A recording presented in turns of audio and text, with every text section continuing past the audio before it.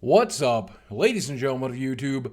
Boogie2988 coming at you live once again through the power of the internet. And I would say right now, based on the trending I've seen on Twitter, Twitch.tv is more popular than it's ever been. If you're unfamiliar with that website or that service or that app, it is a streaming service that allows anybody who's streaming a game from Xbox One, from PlayStation 4, from a PC, if you have the right equipment, from just about any device, allows them to stream that gameplay along with pictures and their voice or whatever else in order to get people to come and watch them play the game. And that's a lot of fun. Now, Twitch is setting records left and right, whether it be the number of users or the number of concurrent users during any particular event. They are just trending more popular than ever. And more people are getting more interested in the service. And it seems like every day somebody's asking me about advice on getting started up on Twitch. Now that I've been streaming there for about 18 months and I've got like 150,000 followers, they want to know what I did right. And I'm more than glad to tell you in this video. But let me start off with the same advice I give for everything. In order for you to get good at this, it's going to take practice, and that practice is going to take time, and that's true for anything in life.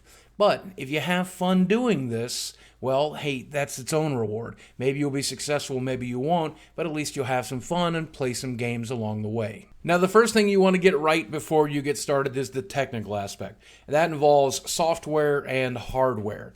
Now, in terms of hardware, there's three different choices, really. You can stream from either the PlayStation 4, the Xbox One, or PC. If you choose to stream from Xbox or PlayStation, the software there is very limited, but it's useful and it'll get you started. You're going to want to make sure that you have a camera set up so that people can see you. You're going to want to use the best headset that you can for those devices so that people can hear you, because quality of sound and video is very important, as well as the quality of your stream. Making sure that you have fast internet so you could stream at the best bit rates so that people can see and hear you clearly is super important. When it comes to streaming from PC, sky's really the limit, and you can actually use a powerful PC with a capture card or a capture device to stream from consoles while also using your PC for video and audio. It's a lot more complicated and it'll take a lot of more steps to do, something I can't teach you how to do here today, but trust me, it's worth it. Probably one of the fastest ways to do it is if you have a good internet connection and you have a good powerful PC,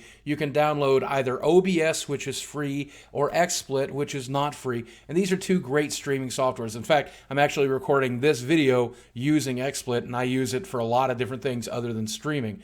Then you're going to want to focus on very high quality hardware. Now I'm using a Yeti mic, which I don't necessarily recommend. It just happens to be the one that I rely on.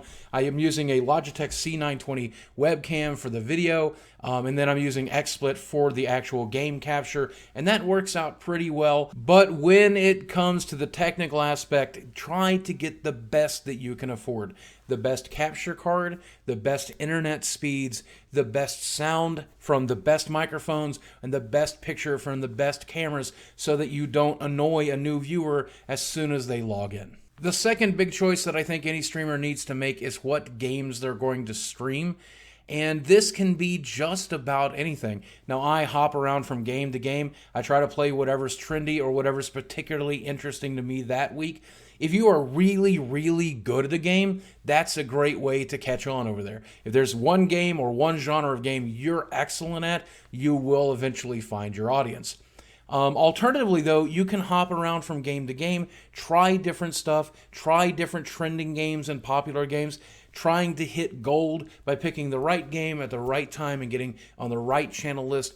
It really all comes down to personal preference, because if you don't love the game you're playing, then people are not going to want to watch. The third choice every streamer needs to decide is what kind of streamer they're going to be. And just about everybody is different. Some people are kind of quiet and they just want to focus on the game and allow people to focus on the game as well. There are people that are particularly funny, so they try to be funny. There are people that are particularly emotive, so they try to be emotive. There are people who are particularly attractive, so they try to make sure they always look attractive on stream. But whatever your best qualities are, you want to bring them to the table, and then you're going to want to sharpen those skills over time and get better and better at being the version of you that you want to be when you're streaming it. And I think any writer or anybody who's practiced anything like this, they call it finding your voice. becoming the stage persona or the broadcasting persona or the personality that you want to project through Twitch TV. And that's the thing that's going to take the most time. The first time you stream, you're probably going to be a nervous wreck. I sure as hell was. These days, I can just pretty much bullshit my way through it though. But in this case, like every scenario in life, be yourself. Be the best version of yourself, and I guarantee someone will like you. The fourth thing that I try to express to everybody who asks me this question is consistency. You must be consistent. Stream several nights a week for as long as you can possibly stream. Have a consistent schedule. Publish that schedule so that if someone likes you, they know where and when they can come and find you, and make sure that you don't let them down. Be there as often as you can for as long as you can. And I mean, it shouldn't be too hard, right? If you're having fun and you're playing video games, it should be pretty easy to do. And number 5, and this is the tricky one, building your audience. And man, this one is going to be different for every single person that ever tries to do this. But if you have the right hardware and you have the right software and you're streaming the right games to get a little bit of attention and you're pretty good at them and you're developing a fun stage persona, then you are eventually going to get viewers into your chat channel. And it could take a lot of time.